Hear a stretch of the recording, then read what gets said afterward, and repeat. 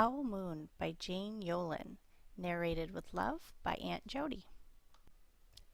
It was late one winter night, long past my bedtime, when Pa and I went out owling. There was no wind, the trees stood still as giant statues, and the moon was so bright the sky seemed to shine. Somewhere behind us, a train whistle blew, long and low, like a sad, sad song. I could hear it through the woolen cap Pa had pulled down over my ears. A farm dog answered the train, and then a second dog joined in. They sang out, "Trains and dogs," for a real long time, and when their voices faded away, it was as quiet as a dream. We walked on towards the woods, Pa and I. Our feet crunched over the crisp snow, and little gray footprints followed us.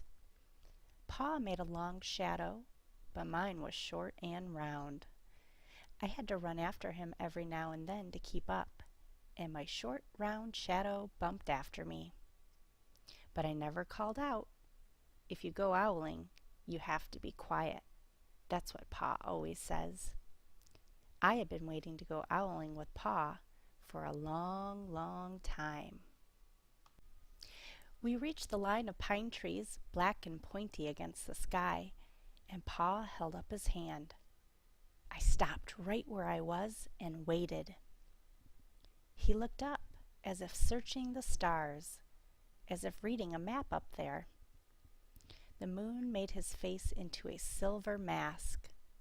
Then he called out, "Hoo, hoo, hoo, hoo," the sound of a great horned owl. "Hoo, hoo, hoo, hoo." Again he called out, and then again. After each call he was silent, and for a moment we both listened. But there was no answer. Pa shrugged, and I shrugged. I was not disappointed. My brothers all said, sometimes there's an owl, and sometimes there isn't. We walked on. I could feel the cold, as if someone's icy hand was palmed down on my back, and my nose and the tops of my cheeks felt cold and hot at the same time. But I never said a word. If you go owling, you have to be quiet and make your own heat. We went into the woods. The shadows were the blackest things I'd ever seen. They stained the white snow. My mouth felt furry, for the scarf over it was warm and wet. I didn't ask what kinds of things hid behind black trees in the middle of the night. When you go owling, you have to be brave. Then we came to a clearing in the dark woods. The moon was high above us. It seemed to fit exactly over the center of the clearing, and the snow below it was whiter than the milk in a cereal bowl. I sighed, and Pa held up his hand at the sound. I put my mittens over the scarf over my mouth and listened hard.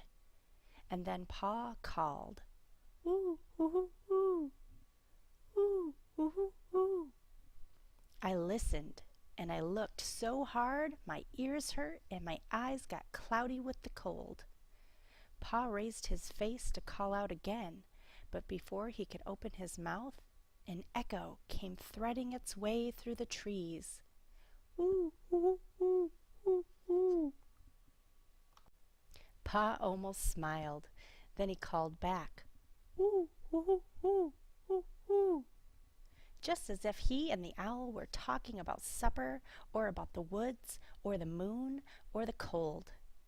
I took my mitten off the scarf off my mouth, and I almost smiled too.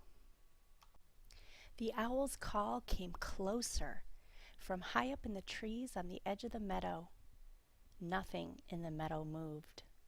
All of a sudden, an owl's shadow, part of the big tree shadow, lifted off and flew right over us. We watched silently with heat in our mouths, the heat of all those words we had not spoken. The shadow hooted again. Pa turned on his big flashlight and caught the owl just as it was landing on a branch. For 1 minute, 3 minutes, maybe even 100 minutes, we stared at one another. Then the owl pumped its great wings and lifted off the branch like a shadow without a sound. It flew back into the forest. "Time to go home," Pa said to me. I knew then I could talk. I could even laugh out loud. But I was a shadow as we walked home.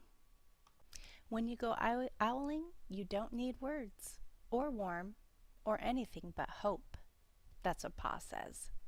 The kind of hope that flies on silent wings under a shining owl moon.